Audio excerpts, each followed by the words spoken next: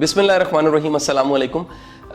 آپ جانتے ہیں کہ کسی زمانے میں نصاب میں ایسا میٹیریل، ایسی کہانیاں، ایسا لٹریچر شامل تھا جو اصلاح کرتا تھا، اور کہیں نہ کہیں وہ سب کہانیاں، لٹریچر جو آپ پڑھتے تھے، ساری زندگی آپ کی ذات میں ضمیر کا حصہ بن کے آپ کو بہتر بناتا رہتا تھا. میں نے بھی بچپن میں گلستان سعدی پڑھی، رومی کو پڑھا، اقبال کو پڑھا، بے شمار اصلاحی کہانیاں پڑھی. کوٹیشنز اور جملے یاد بھی رہتے تھے، اور ان جملوں کو ہم کہیں نہ کہیں لکھ کے اپنے ٹیبل پہ یا دیوار پہ چسپا کر دیتے تھے. جیسے جیسے وقت گزرا، دنیا نمبرز، ڈگریز، جی پی اے کی ریس میں بھاگنے لگ پڑی. آج تعلیمی ادارے بہت زیادہ ہیں، گلی گلی اسکول کھلے ہوئے ہیں، جگہ جگہ کالجز ہیں، اور یونیورسٹیوں کی تعداد بھی بڑھ چکی ہے. لیکن المیہ دیکھیے، آج تربیت نہیں ہے، آج پرسنل ڈیولپمنٹ کی بات نہیں ہو رہی، آج اصلاح کی بات نہیں ہو رہی، آج ڈائریکشن دینے کی، سمت دینے کی بات نہیں. کہ اگر ہم ایک کمپینز چلا دیں. کمپینز کیسے چلائیں؟ سر ہمارے گھروں میں ہماری ذاتی لائبریری ہوں.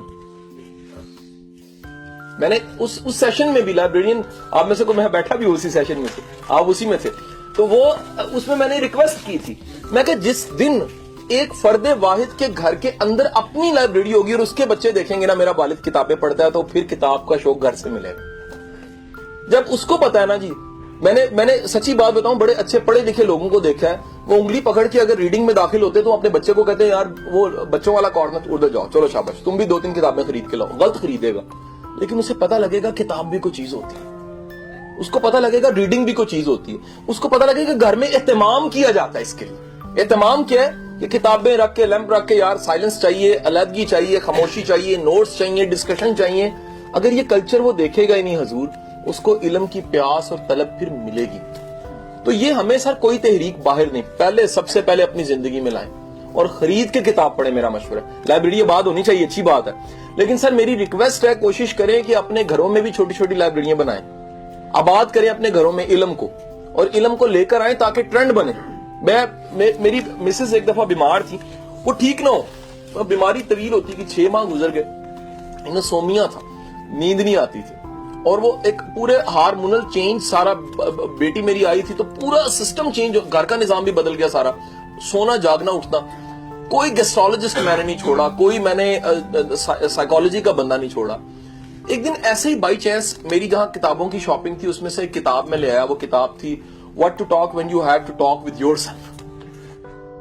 میں نے بائی چانس لا کے رکھ دی. محترمہ نے 5 دن میں پڑھ لی اور سکون کی نیند اس کے بعد انہیں آنے لگ پڑی. میں نے کہا کیا کیا ہے؟ کہتے میں نے صرف ایک کام اس کتاب سے سیکھا ہے کہ جو اپنے ساتھ بات چیت کرنی ہے اس کا بھی معیار ہونا چاہیے. اگر تمہارے ساتھ جو اپنی بات چیت ہے اس کا معیار نہیں ہے، اگر وہی بڑی گھٹیا تو پھر بندہ ہی گھٹیا. وہ کیا خوبصورت کسی نے لطیفہ بنایا ہوا ہے کہ کسی صاحب کو انفیریٹی کمپلیکس ہو گیا، وہ سائیکٹرسٹ کے پاس، سائیکالوجسٹ کے پاس گئے، اس نے کہا جی میں ہسٹری لوں گا، ہسٹری لینے کے بعد بتاؤں گا کہ بیماری ہے کیا اور اس کا تشخص کے بعد علاج کیا ہے.